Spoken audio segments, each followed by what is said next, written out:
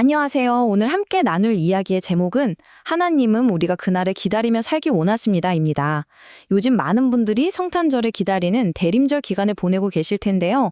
사실 이 시기는요, 약속대로 다시 오실 예수님을 기다리는 아주 깊은 영적인 의미를 담고 있거든요. 오늘 바로 이 기다림의 진짜 의미가 뭔지 함께 깊이 들어가 볼까 합니다. 오늘 저희가 함께 살펴볼 내용은 하나님의 마음 시리즈 설교 중 하나인데요. 신약성경 데살로니가 전서 5장을 바탕으로 하고 있습니다. 흥미로운 점은요, 약 2000년 전에 주님의 다시 오심을 기다렸던 성도들의 고민이 지금 이 시대를 살아가는 우리의 고민과 놀랍도록 닮아 있다는 거예요. 과연 그 연결점이 뭘지 함께 찾아보는 시간이 됐으면 좋겠습니다. 자, 먼저 아주 유명한 연극의 한 구절로 시작해 볼게요. 혹시 사무엘 베케트의 고도를 기다리며 아시나요?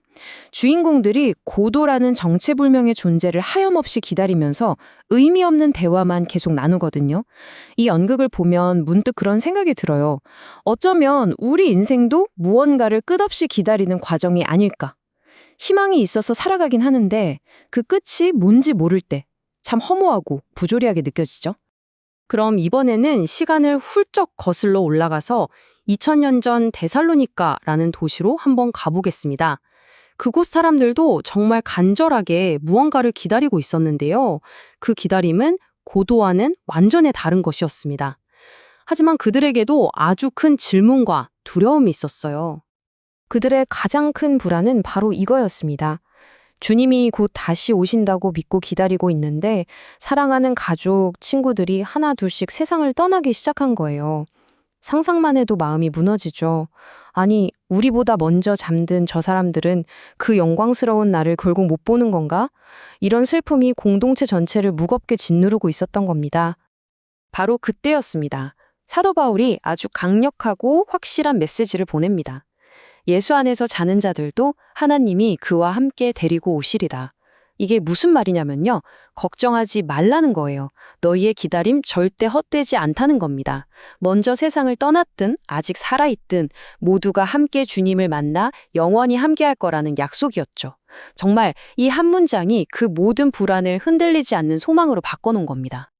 자, 그럼 이런 확실한 약속을 가진 사람들은 대체 어떻게 살아야 할까요? 그들의 질문에 대한 근본적인 해답이자 오늘을 사는 우리에게도 똑같이 적용되는 핵심 원리가 바로 여기 있습니다. 바로 코람데오, 하나님 앞에서 사는 거죠.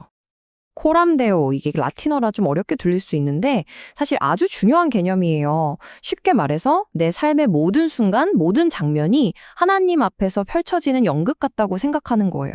교회에서만 크리스천인 척하는 게 아니라 일하고 밥 먹고 사람 만나는 그 모든 순간이 하나님 앞에 있다는 걸 인식하며 사는 거죠. 이걸 더 쉽게 이해하려면 반대말을 떠올려 보면 돼요. 바로 코라마담, 사람 앞에서 사는 삶입니다. 다른 사람들 눈치 보고 체면 차리고 사람들이 볼 때만 잘하는 그런 삶이요. 결국 우리는 매 순간 선택하는 거예요. 사람 앞에서 살 것인가 아니면 모든 것을 아시는 하나님 앞에서 정직하게 살 것인가. 성경에서는 이 코람 데오의 삶을 크게 두 가지 구체적인 태도로 설명합니다. 첫 번째는 빛의 자녀로 사는 것, 그리고 두 번째는 서로 덕을 세우며 사는 것입니다. 자, 그럼 이 두 가지가 구체적으로 뭘 의미하는지 한번 들어가 볼까요? 네, 이제 원리를 알았으니 실전으로 들어가 봐야죠. 빛의 자녀가 된다는 건 대체 뭐고, 서로를 세워준다는 건 또 어떻게 하는 걸까요? 성경에서 말하는 빛의 자녀는 한마디로 깨어있는 사람이에요. 반대로 어둠에 속한 사람은 영적으로 또 도덕적으로 잠들어 있는 상태를 말하죠. 죄를 지어도 별 감각이 없고 주님이 다시 오신다는 그 중요한 약속도 까맣게 잊은 채 그냥 하루하루 살아가는 겁니다. 여기서 바울이 정말 기가 막힌 비유를 드는데요. 바로 로마 군인의 모습입니다. 이건 빛의 자녀로 사는 게 그냥 착하게 사세요 하는 수준이 아니라는 거예요. 이건 완전 전쟁입니다, 전쟁. 어둠의 세력과 맞서 싸우는 치열한 영적 전투라는 거죠. 믿음과 사랑이라는 갑옷으로 심장을 지키고 구원의 소망이라는 투구로 머리를 보호하면서 적극적으로 싸워나가는 삶. 정말 멋지지 않나요? 근데 이 싸움 절대 혼자 하는 게 아니에요. 그래서 두 번째 태도 서로 덕을 세우라는 말이 나오는 겁니다. 함께 싸우는 전우들처럼요. 예를 들면 이런 거죠. 주님, 곧 오시니까 일 안 해도 돼. 이러면서 무질서하게 사는 사람이 있으면 따끔하게 바로잡아주고, 힘든 일 때문에 낙심한 사람이 있으면 가서 격려해주고, 약한 사람은 붙들어주고, 이 모든 걸 인내심을 가지고 하는 것. 이게 바로 함께 기다리는 공동체의 진짜 모습인 겁니다.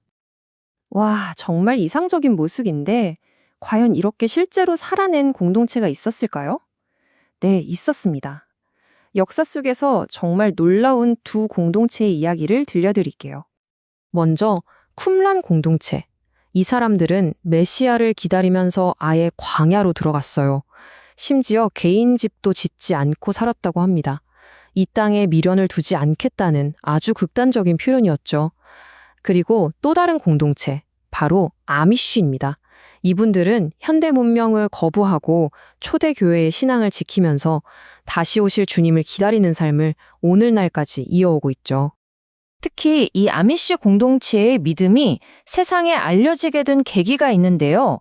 2006년에 있었던 정말 끔찍한 비극이었습니다. 한 남자가 그들의 학교에 총을 들고 침입해서 어린 여학생들을 인질로 잡고 결국 5명을 살해한 뒤 스스로 목숨을 끊은 사건이었습니다. 그런데 세상을 더 놀라게 한 건 그 다음 이야기입니다. 희생된 아이들 중 가장 나이가 많았던 13살 소녀 메리언이 총격범에게 이렇게 말했다고 해요. 동생들을 살려주고 저를 먼저 쏘세요. 어떻게 13살짜리 아이가 죽음 앞에서 이런 말을 할 수 있었을까요? 그 비밀은 바로 그들의 기다림에 있었습니다.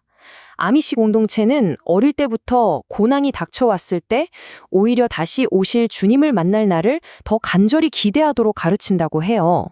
그러니까 그들에게 죽음은 끝이나 절망이 아니라 평생 기다려온 소망이 이루어지는 순간이었던 거죠. 더 놀라운 건 뭔지 아세요?